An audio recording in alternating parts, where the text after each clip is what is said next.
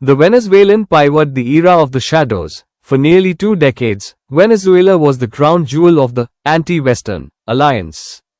To the world, it was a nation in collapse, but to Russia, China, and Iran, it was a strategic fortress in the Western Hemisphere. While Western banks turned their backs, Moscow and Beijing stepped in with a dangerous lifeline, the debt for oil model.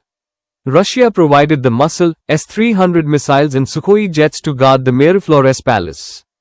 China provided the infrastructure, trading billions in loans for the promise of future crude. And Iran? Iran became the technical doctor, sending tankers of diluents and engineers to keep the aging refineries from dying. Venezuela wasn't just a country anymore, it was a resource colony for the East. The January surprise, everything changed on January 3, 2026. In a lightning operation that stunned the globe, Operation Absolute Resolve saw the capture of Nicolas Maduro. Within hours, the geopolitical bridge Iran had built across the Atlantic was dismantled. The US didn't just remove a leader, they evicted the Eastern powers from America's backyard. Interim President Delcy Rodriguez took the helm of a nation that was physically broken but resource-rich.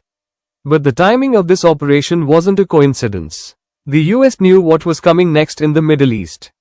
The Hormuz Chokep. On February 28, the sparks finally hit the powder keg. Operation Epic Fury began. As US and Israeli jets targeted Iranian nuclear sites and leadership, Tehran played its final card, the closure of the Strait of Hormuz. Suddenly, 20% of the world's oil was trapped behind a wall of sea mines and missiles. In any other decade, this would have sent the global economy into a Great Depression. But Washington had a secret weapon ready, a liberated Venezuela. Chevron and the New Order. By April 14, 2026, today, the plan is in full motion. Chevron and other Western giants aren't just visiting, they are taking over.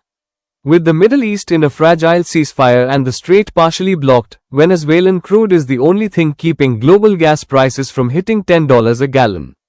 But what about the old masters? Russia and China are currently frozen out. Billions in debt are locked in US-controlled escrow accounts.